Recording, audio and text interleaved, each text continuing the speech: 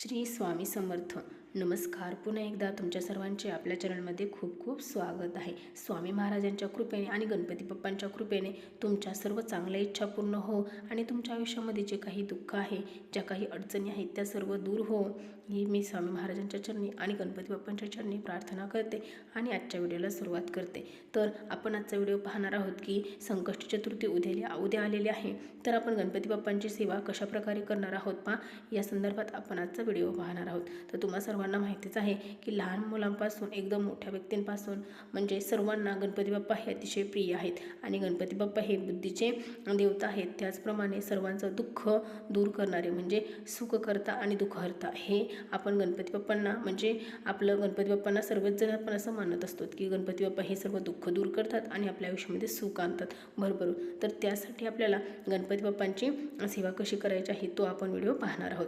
तर सर्वप्रथम म्हणजे संकटी चतुर्थीचं व्रत म्हणजे ज्यांना उपवास करायला शक्य आहे त्यांनी नक्की आपल्याला उपवास करायचा आहे. अर्थातच कारण उपवास केला की म्हणजे आपण पहा संकष्टी चतुर्थी ही त्यावरती पहा आपल्या तारखेप्रमाणे म्हणजे प्रत्येक शहरामध्ये कॅलेंडरवरती तारखेप्रमाणे चंद्रोदय कधी असतो पहा, कधी 8 वाजता असतो, कधी 9ला असतो, कधी 10ला असतो चंद्रोदय. त्याप्रमाणे आपण चतुर्थी हे सोडत असतो. पण ज्यांना उपवास करायला शक्य नाही मग त्यांनी सेवा केल्या तरी पण चालणार आहे. कारण आता आम्ही उपवास धरलेला नाही चतुर्थीचा, मग आम्ही सेवा करायच्या का असं काहीही नाही. आपण तरीही सेवा करू शकतो. कारण पहा सेवा करण्याला हे महत्त्व आहे. कारण आपल्या मनामध्ये भाव असला ना तर आपल्याला आपण त्या भावनेने जर आपण सेवा केली तर त्याचं फळ आपल्याला हे नक्की म्हणजे नक्की मिळत असतं. तर पहा आपण कशी पूजा करायची ते पाहणार आहोत. उद्या गुरुवार पण आहे स्वामी महाराजांचा आणि संकष्टी चतुर्थी पण आहे. तर आपल्याला पहा सकाळी लवकर उठायचं आहे. लवकर उठल्यानंतर आपलं घर स्वच्छ करायचं आहे, अंगण स्वच्छ झाडून घ्यायचं आहे. त्यानंतर आपल्याला सडा टाकायचा आहे, दारामध्ये रांगोळी काढायची आहे, अंघोळ करायची आहे आणि आपल्याला देवांची पूजा करायची आहे.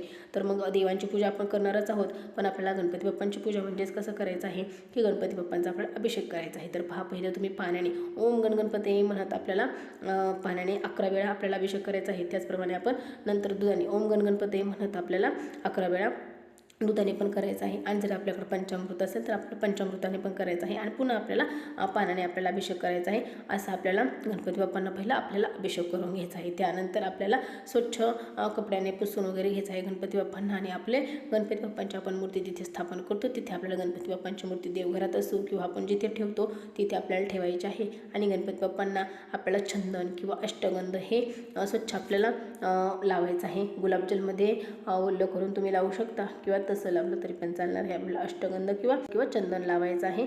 आणि आपल्याला गणपती बाप्पांना अष्टगंध वगैरे किंवा चंदन वगैरे आपलं लावून झाल्याच्या नंतर आपल्याला गणपती बाप्पांना लाल कलरचं पहा, आपल्याला गणपती बाप्पांना जास्वंदीचं फूल अतिशय प्रिय आहे पहा.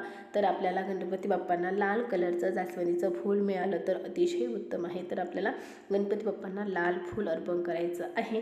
आणि लाल फूल जर आपल्याला जास्वंदीचं फूल नाही भेटलं तर कुठलंही लाल कलरचं तुम्ही फूल अर्पण करू शकता किंवा गुलाबी रंगाचं किंवा लाल रंगाचं तुम्ही गुलाबसुद्धा आपल्या गणपती बाप्पांना अर्पण करू शकता. आणि त्यानंतर आपण गणपती बाप्पांना 21 किंवा 11 एकूण तुम्हाला जेवढ्या गणपती बाप्पांसाठी दुर्वाची जोडी पहा. आता आपल्या जर आसपास कुठं जर मिळाल्या आपल्याला दुर्वा तर अतिशय उत्तम आहे. जर आपल्याला आसपास कुठं पहा मिळाल्या नाही तर आपल्याला विकतसुद्धा संकष्टी चतुर्थीच्या दिवशी आपल्याला दुर्वा मिळतात. तर आपण तिथून जरी दुर्वा विकत आणल्या तरी पण चालतात. दुर्वा काढताना आपल्याला काय करायचं आहे पहा, फक्त 3 टोक असलेली दुर्वा आपल्याला घ्यायची आहेत. अशा आपल्याला 11, 21 किंवा 51 आपल्याला जसं घ्यायचे आहेत त्याप्रमाणे आपल्याला घ्यायचे आहेत. हे झालं गणपती बाप्पांची पूजा कशी करायची. आता आपल्याला कसं काय करायचं आहे की गणपती बाप्पांसाठी आपल्याला नैवेद्य काय करायचं आहे. तर गणपती बाप्पांना मोदक खूप आवडतात आणि आपल्याला गणपती बाप्पांना मोदक किंवा आपल्याला बुंदीचे लाडू वगैरे हे नैवेद्य दाखवायचं आहे. आणि तुम्हाला मोदक पण नाही तुम्हाला करणं शक्य किंवा बुंदीचे लाडू पण तुम्हाला बनवणं शक्य नसेल तर तुम्ही गुळ खोबऱ्याचा नैवेद्य आपल्याला गणपती बाप्पांना दाखवायचा आहे. कारण गणपती बाप्पांना गुळ खोबऱ्याचा नैवेद्य दाखवला तरी पण कारण आपल्या मनामध्ये तसा भाव असणं हे महत्त्वाचं आहे. तर हे झालं की गणपती बाप्पांची पूजा कशी करायची किंवा गणपती बाप्पांना नैवेद्य काय दाखवायचा. तर यानंतर आपण पाहणार आहोत की गणपती बाप्पांचे आपल्याला उपाय काय काय करायचे आहेत पहा. आपल्या सुखी आयुष्यासाठी प्रत्येकाला वाटत असतं की आपलं आयुष्य एकदम सुखात असावं किंवा आपल्या मुलांचं सर्व इच्छा पूर्ण व्हाव्यात, म्हणजे त्यांच्या अभ्यासात प्रगती व्हावा, त्यांची म्हणजे चहूबाजूनी प्रगती व्हावं आपल्या मुलांची, आणि आपल्या घरामध्ये पण आपलं सर्व कोणाचं भांडण नसावं, मुलांचं आपलं भांडण नसावं किंवा आपल्या घरामध्ये कोणाचंच भांडण नसावं, आणि आपल्या घरामध्ये सगळं एकोपा राहावा किंवा सर्व व्यवस्थित व्हावं. कारण गणपती बाप्पा जे आहेत आपल्या घरावरचे सर्व विघ्न दूर करतात. तर आपल्याला काय करायचं आहे, आपल्या घरावर जे येणारे संकट असतील किंवा जे संकट आलेले आहेत ते दूर करण्यासाठी आपल्याला ओम विघ्नहर्ताय नमः काय म्हणायचं आहे, हा मंत्र ओम विघ्नहर्ताय नमः हा मंत्र आपल्याला 1 माळ जप करायचा आहे. पहा, कर्त्या पुरुषाने केली किंवा कर्त्या स्त्रीने केली किंवा मुलांनी जरी हा मंत्र म्हटलं तरी पण चालणार आहे. आपल्याला पूजा झाल्याच्या नंतर गणपती बाप्पा म्हणजे देवघराच्या समोर बसायचं आहे. तुम्हाला जर मंदिरात जाणं शक्य असेल ना, तुम्ही नक्की मंदिरात जाऊन या गणपती बाप्पांच्या. आता आम्ही अहमदनगरमध्ये राहतो, तर इथं विशाल गणपती आहे, तर इथं जर शक्य झालं मला जाणं तर मग मी नक्की जाईल.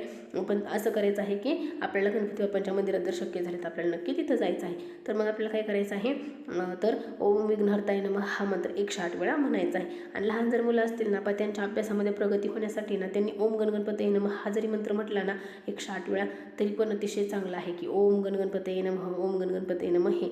आणि जर मुलं वाचणारी असतील ना, पहा वाचू शकत असतील, म्हणजे पहा आपण गणपती स्तोत्र असू द्या किंवा अथर्वशीर्ष असू द्या, तर ते आपल्याला वाचन करायचं आहे. मुलं वाचणार असतील तर त्यांना वाचायला लावायचं आहे, आणि जर मुलं वाचणार नसतील तर आपण स्वतः वाचायचं, आपल्या शेजारी मुलांना बसवायचं आणि त्यांना ऐकायला लावायचं. आणि आपल्यालाही वाचता येत नसेल तर आपण काय करायचं, मोबाईलवरती गणपती स्तोत्र लावून द्यायचं आणि अथर्वशीर्ष पण लावून द्यायचं, आणि ते आपण ऐकायचं, मुलांनीही ऐकायचं आणि आपण पण ऐकायचं. सकाळ संध्याकाळ तुम्ही कधीही लावू शकता, अगदी दुपारच्या वेळेमध्ये सुद्धा 2च्या नंतर तुम्ही ही सेवा केली तरी पण चालणार आहे. कारण महिलांना सर्वच पाहून काम करावं लागतं आणि त्यानंतरच आपल्याला सेवा करावं लागतात. तर तुम्ही ते तेव्हा केल्या तरी पण चालणार आहेत. आणि समजा आपल्या घरामध्ये कसं सर्व सुख समाधान ऐश्वर्य सर्व नांदण्यासाठी आपल्याला काय करायचं आहे, गणपती बाप्पा म्हणजे आपल्या दलिंद्री सर्व जाण्यासाठी तर आपल्याला गणपती बाप्पांना म्हणजे गणपती बाप्पांच्या मंदिरामध्ये पण तुम्ही जर हिरवे मूग दान केले तरी पण चालणार आहेत. म्हणजे आपल्याला दान करायचं आहे. किंवा तुम्ही गरजू व्यक्ती कुठली जर गरजू व्यक्ती असेल तर हिरव्या म्हणजे रंगाच्या तुम्ही कुठले कपडे असू द्या म्हणजे कुठलीही वस्तू तुम्ही दान करू शकता, किंवा मूग वगैरे दान केले तरी पण चालणार आहेत. पण पहा, दान करताना त्या व्यक्तीला समोरच्या खरोखरच गरज आहे का हे पहा आणि नंतर तुम्ही दान करा.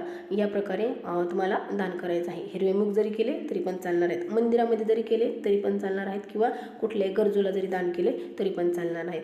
तर पहा, मी आपल्या सर्व मनोकामना आपल्या सर्व इच्छा पूर्ण होण्यासाठी तुम्हाला उपाय म्हणजे सेवा पण सांगितलेल्या आहेत आणि गणपती बाप्पांची पूजा कशी करायची ते पण सांगितलेलं आहे. चला तर मग आजचा व्हिडिओ मी इथेच थांबवते. झालेली सेवा मी महाराजांच्या चरणी अर्पण करते. आणि तुम्हाला जर व्हिडिओ आवडला असेल तर नक्की आपल्या व्हिडिओला लाईक करा, शेअर करा आणि आपल्या चॅनलला नक्की सबस्क्राईब करा.